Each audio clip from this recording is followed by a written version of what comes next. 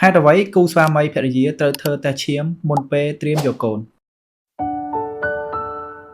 គូស្វាមីភរិយាត្រូវបានណែនាំឲ្យធ្វើតេស្តឈាមមុនពេលមានផ្ទៃពោះព្រោះវាជួយរកបញ្ហាសុខភាពដែលលាក់ទុកអាចប៉ះពាល់ដល់សុខភាពកូនអំឡុងពេលមានផ្ទៃពោះនិងសុខភាពរបស់ទារកវាមិនមែនជាការធ្វើតេស្តលើសទេប៉ុន្តែវិធីសាស្ត្រការពារហានិភ័យដែលអាចជៀសវាងបានមុនពេលមានផ្ទៃពោះមូលហេតុសំខាន់មានដូចខាងក្រោមរោគជំងឺសែន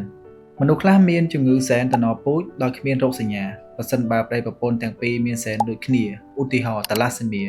ទារកមានហានិភ័យរងជំងឺនេះពិនិត្យក្រុមឈាមនិងភាពសមស្របនៃរេស៊ីការដឹងគ្រប់ឈាមនិងរេស៊ី factor របស់គូស្វាមីភរិយាគឺសំខាន់ណាស់ឧទាហរណ៍ប្រសិនបើម្ដាយរេស៊ី negative និងឪពុករេស៊ី positive មានហានិភ័យជំងឺរេស៊ីវាអាចប៉ះពាល់ដល់កោសិកាឈាមក្រហមរបស់ទារកប៉ុន្តែអាចការពារបានប្រសិនបើរកឃើញទាន់ពេលវេលាត្រួតពិនិត្យជំងឺឆ្លងជំងឺខ្លះអាចផ្ទេរពីម្ដាយឪពុកទៅទារកអំឡុងពេលមានផ្ទៃពោះ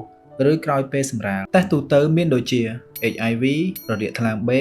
ស្វាយការរកឃើញដំបូងអាចជួយព្យាបាលនិងកាត់បន្ថយហានិភ័យផ្ទេរទៅទារកតេស្តឈាមផ្ដល់ព័ត៌មានទូទៅអំពីសុខភាពមុនពេលមានផ្ទៃពោះគ្រូពេទ្យអាចពិនិត្យស្ករនៅក្នុងឈាមមុខងារក្រពេញទីរ៉ូអ៊ីតភាពស្លេកស្លាំងអបបពាក់ព័ន្ធនឹងពេលមានកូនពិនិត្យភាពការពារជំងឺសំខាន់ជំងឺខ្លះអំឡុងពេលមានផ្ទៃពោះអាចប៉ះពាល់ដល់ទារកឧទាហរណ៍រ៉ូបេឡា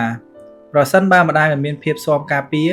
អាចចាក់វ៉ាក់សាំងមុនពេលមានផ្ទៃពោះបានសរុបជារួមការធ្វើតេស្តឈាមមុនពេលមានផ្ទៃពោះជួយ